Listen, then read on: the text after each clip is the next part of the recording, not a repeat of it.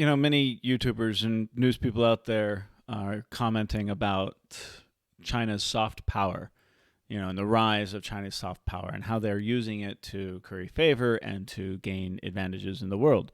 Who do you think is the number one producer of soft power in the world? It is America. America being the largest economy, its influence in popular culture as far as film, television, music, the arts, and also America's GPS system.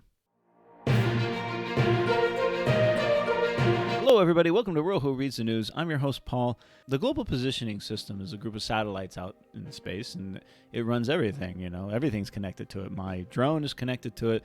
My phone is connected to it. Your car's GPS system is connected to it. It's everywhere. It was developed and put out there and funded by the United States for the whole world to use, including China. But that is changing. China develops GPS-like system to rival the U.S. This comes from That's Guangzhou. From Joshua Cawthorpe. Joshua, I think I pronounced your name right. I apologize if I didn't. Joshua Cawthorpe. China is said to have achieved global coverage for its own navigation satellite constellation after the successful launch of the final Beidou satellite on Tuesday. CNBC reported that China's Beidou network rivals the U.S. government-owned Global Positioning System. The last Beidou navigation satellite, BDS, was delivered into orbit by a Long March 3B rocket that left southwest China at 9:43 a.m. on Tuesday morning. The Beidou system has been in development since the 1990s and is already used in many countries around the world.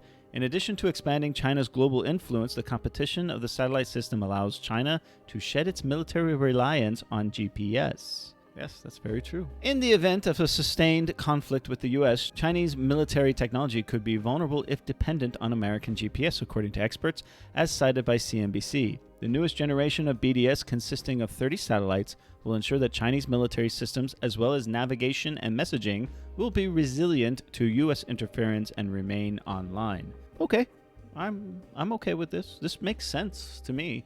If you're a sovereign nation and you want to ensure your continuity of forces, you cannot be reliant on other nations. And this goes for every country, including America, too. This just makes sense to me. It's what I would do if I was a sovereign nation, too. The significance of the Beidou constellation extends far beyond military independence and highlights an important development in China's technological influence around the globe. China has been promoting the BDS system as part of a Belt and Road initiative. A Nikkei analysis showed that Chinese satellites were accessed more frequently than GPS satellites in 130 of 195 countries last year, predominantly in Southeast Asia and Africa.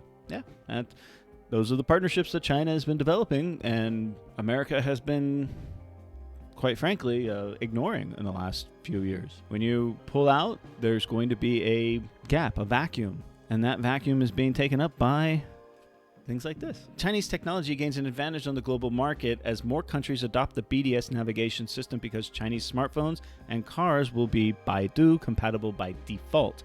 Unlike GPS, which only sends signals, BDS satellites send and receive information.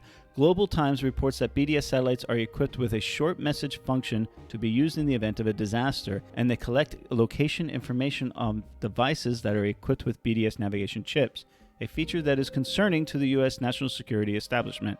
However, the U.S. also has similar capabilities, with GPS-enabled smartphones able to be tracked with apps like Find My iPhone. It's one thing to say that's bad for them, but good for us, or it's good for us, but bad for them.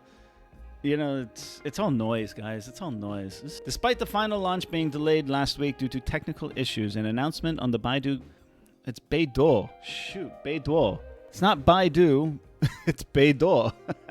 Sorry. This whole article, I've been saying Baidu. It's not Baidu, the search engine. It's beidou.